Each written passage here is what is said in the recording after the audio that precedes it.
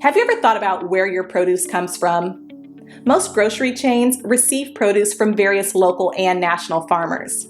In fact, there are about 3.4 million farmers in the United States today.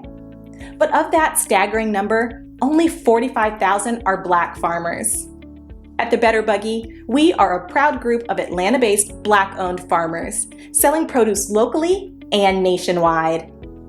Our easy-to-navigate online platform makes it easy for you to make a one-time purchase or to simplify your life by subscribing to our weekly produce box.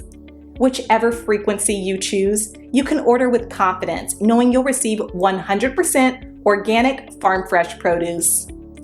If you're looking for a thoughtful gift for a loved one that they'd actually find useful, be sure to pop by our online store where you can snag a gift card your recipient can use to order their own produce and t-shirts.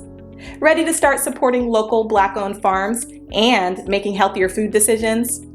Visit thebetterbuggy.com now to start shopping. I've done stories over the past few weeks on the worker shortage in America. Well, that's not the only thing that they are struggling with, ladies and gentlemen.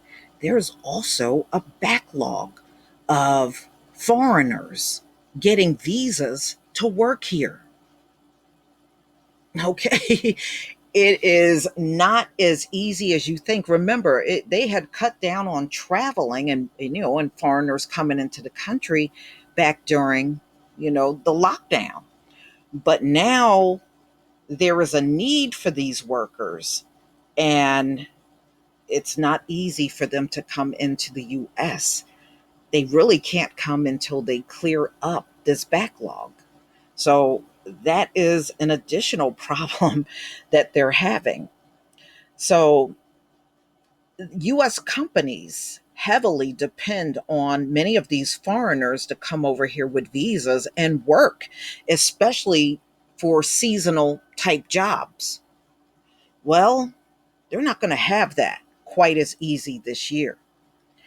So already a tight labor market is being further strained by migration backlogs, travel restrictions that prevent employees from coming to the country. Now, I was looking at some of your comments on other videos that were similar, not to this one, but the worker shortage videos. And some of y'all were under the impression these people coming across the border could just take these jobs. And I have to disagree with you. Many of these people coming across the border got stuff like second grade and fourth grade educations. They can't take over all of these jobs. Maybe some of them, especially, like hospitality kind of work, yes. But when you get into technical type jobs, no, no, absolutely not. So this is just talking about a man that comes over here from Denmark, and he works in Bristol, Pennsylvania for Lennox, and he hasn't had it easy getting back over here to work. So in March of this year, another trip home. So he was here. He went back home, but he's having a harder and harder time coming back to America to work. So it was a direct result of tightening travel ban criteria. If if you got the vac and you can present a negative test, then you would figure they would let people in. But it's still not that easy. Although the federal officials have eased, many of the restrictions in the country, the US still kept travel bans on 33 countries, including the UK and much of Europe, China, and India. Citizens of those countries, for the most part, aren't being granted work visas, even if they have the vac or been tested. They're still not letting them in. So without people taking these jobs and without you letting people in with visas, Wow, you talk about a bad situation, even worse. This proves it. Okay, so Julie Stuff, who heads the visa services for the State Department Bureau of Consular Affairs, said most consulates abroad must limit service because of, everything is still active, although this country keeps saying we're post pandemic, and which is completely false.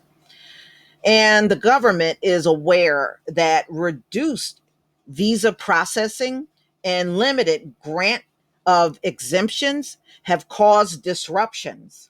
The State Department has prioritized helping American citizens and people applying to immigrate rather to work temporarily. Mm-mm-mm. A lot of this is wrapped up in maintaining safety of our facilities abroad, Ms. Stuff said. The situation has frustrated workers and businesses who said the U.S. must shift its policies to recognize vac and widespread testing. No matter what company or employer we're talking about, if they have to lose this person or this person is stuck overseas, that has a negative impact on their business and on the economy, said Susan Cohen, a Boston based immigration lawyer who represented Mr. Ryder, who was one of the foreigners that was coming back and forth. The shortage in foreign workers has come as a number of unfilled jobs in the US rose to a record 9.3 million positions in April, the Labor Department said last week. Regions of the country that are centers for summer recreation, but small populations such as Wisconsin Dells, Cape Cod, are normally independent. They heavily depend on foreign help coming over and taking jobs, and that's not happening this year. Restaurants and resort owners can't rely on those workers this year and have been reducing service despite surging demand by customers. So, those of you that think foreigners are going to fill the gap, that ain't going to happen.